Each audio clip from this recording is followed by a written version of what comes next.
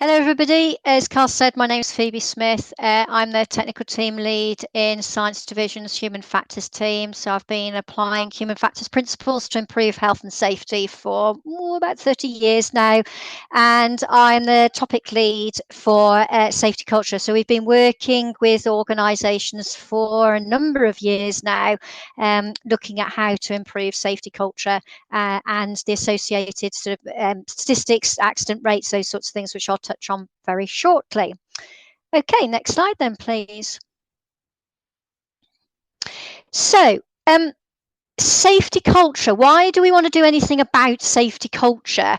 And when I'm assuming that many of you will be sort of health and safety managers, or even if you are sort of directors, you will need to be convinced either yourselves why you need to be investing in looking at safety culture, or you'll need to be convincing other people as to why they need to be investing in this, and investing in terms of resources, or investing so money, or investing in terms of their time and commitment. So you do need to have a good argument, or it's quite often good to have an argument as to why something requires that investment.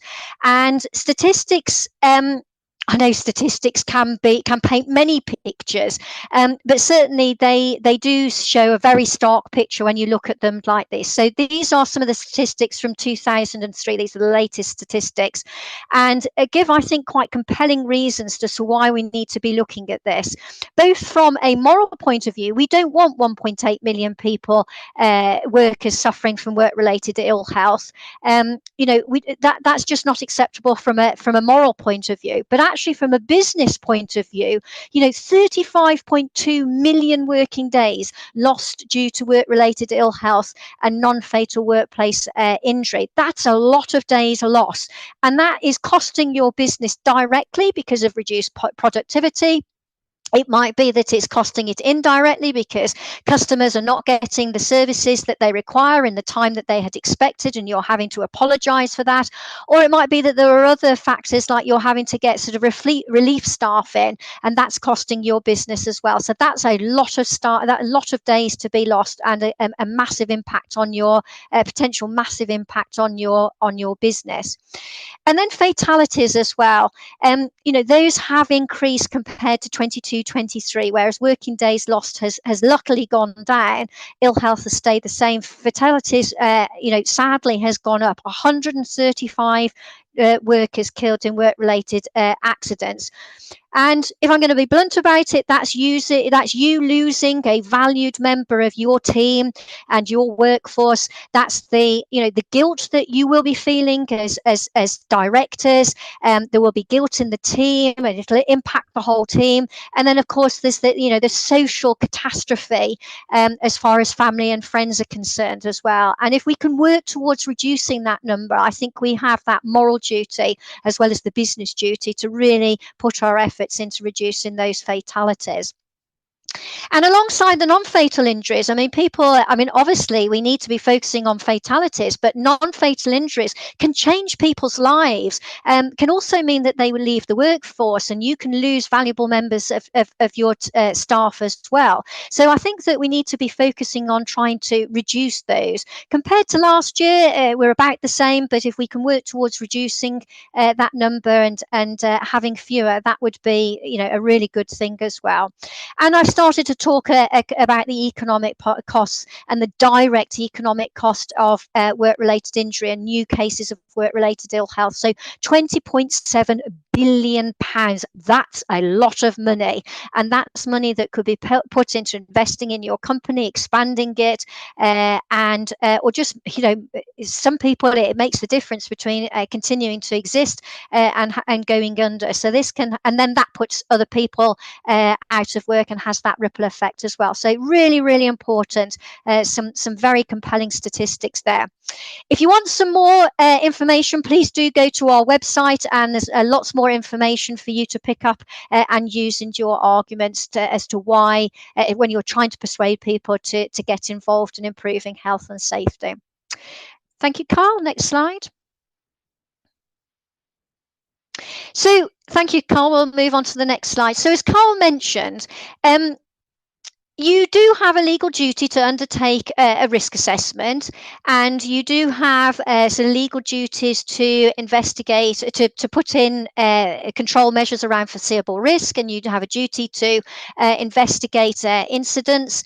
Sorry, not investigate incidents, but to manage risk. And investigating incidents is considered part of managing that risk and looking at foreseeability. So there are sort of legal duties around that, but also it is about looking. There's also the sort of more direct financial costs and also reputation costs. Nobody wants to be dragged through the court. There is direct fines. There's the indirect loss of business in terms of, you know, you have to attend court and etc. etc. And then also your company's reputation is probably not painted in the best possible light. And therefore, do you attract the business that you want? Do you attract the talent and the staff that you want as well? So again, there are all these reasons why it's a really good idea to be looking at safety culture. Now, neither of these examples are, you know, we couldn't say improve. There is a direct relationship between sort of safety culture and the safety climate tool and these prosecutions. However, what we do believe is that safety culture, one of the definitions or one of the elements of the definition of safety culture, as I'll show you in a bit, is around the management systems. And this is what some of these prosecutions were about: the safe working practices and the management systems as well. Both of these are the construction industry. So if you want to have a look a little bit more about these, again, you might want to use these when you're building your case for starting to improve health and safety, or continuing your journey to improve health and safety, and why you need to be continuing to make that investment. And that is something actually that we find organizations struggle with, is that it can be a bit sort of bright and shiny and new. It's a new initiative and everybody's really happy about it, but it's that ongoing, it's a continuous improvement cycle. It's about that ongoing commitment. It's that ongoing investment. And that's when enthusiasm and energy and commitment can start to decline. So it's about refreshing those messages as to why these things need that continued investment. Okay, next slide, please. Okay, so what we'll do now is just give you a little bit of background about the difference between culture and climate. Don't worry too much about it. What we're trying to do, I'll start with culture. So organizational culture, as it says here, is about sort of the personality of your organization.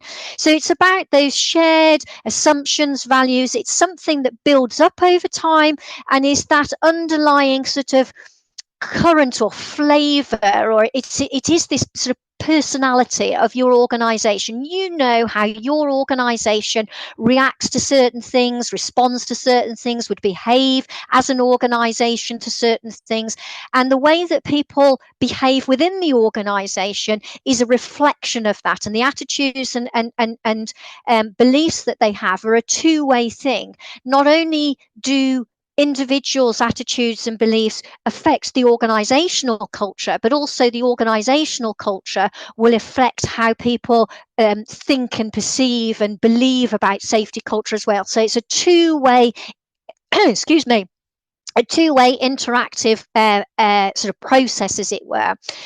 Now, organizational culture, as I said, exists over a period of time, is really quite a complex thing, for want of a better word.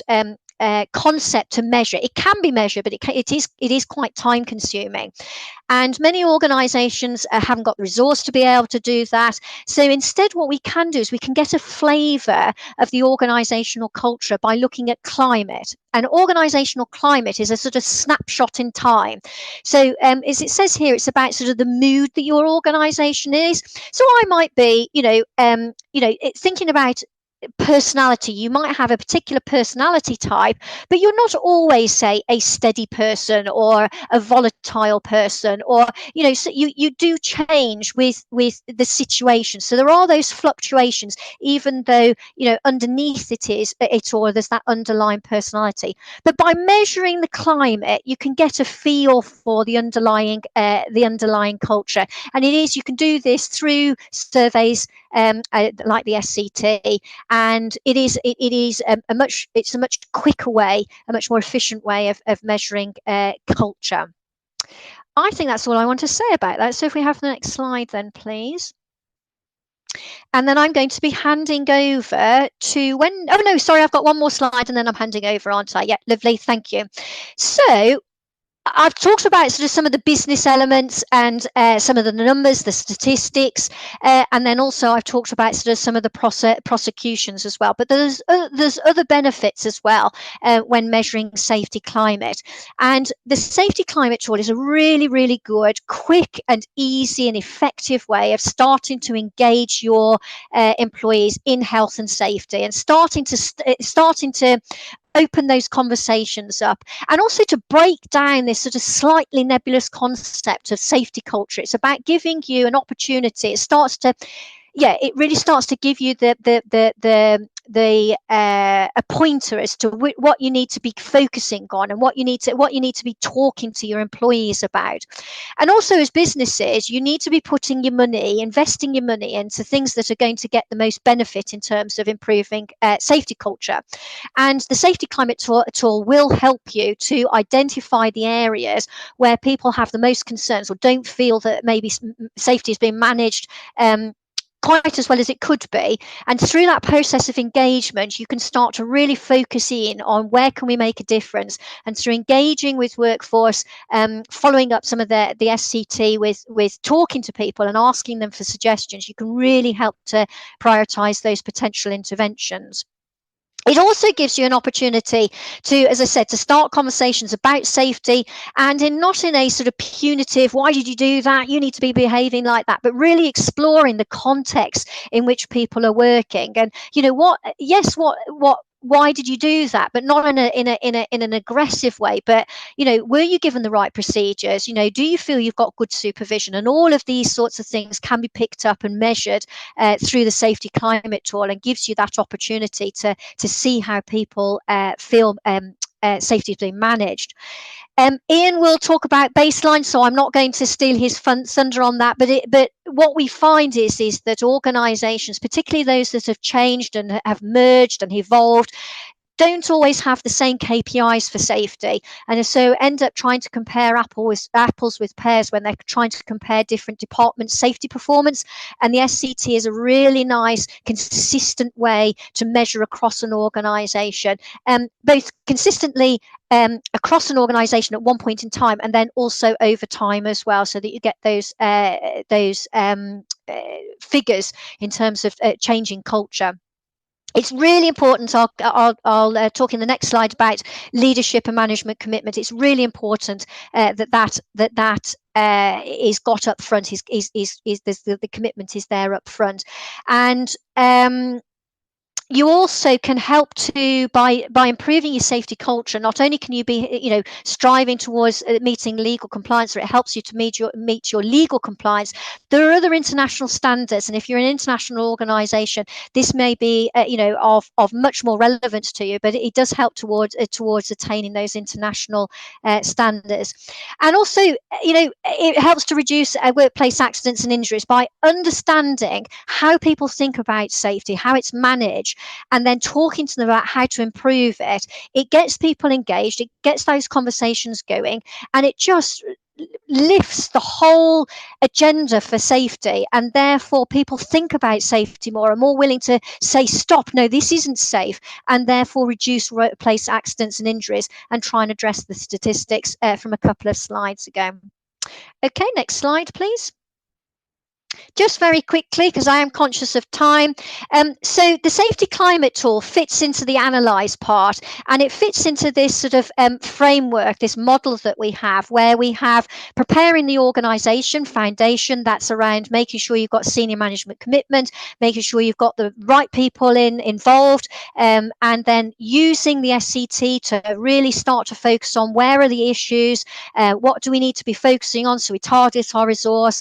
Then we pick pick up the numbers from the analyze and we delve into those and start to understand people's thoughts and perceptions around those numbers, start to get people to make some suggestions or give some suggestions around potential solutions, that's in focus. Then we start to sort of focus our attention on actually doing something about it. It's no good collecting data, you need to do something about it to manage safety. It's about prioritization, and we always say don't try and do too much. 1 to 2 long-term actions, 4 to 6 quick wins, and then evaluate. Evaluate is really, really important. How do you know that what you are doing and the actions, that the interventions you're putting in place are actually having any impact on reducing or improving health and safety?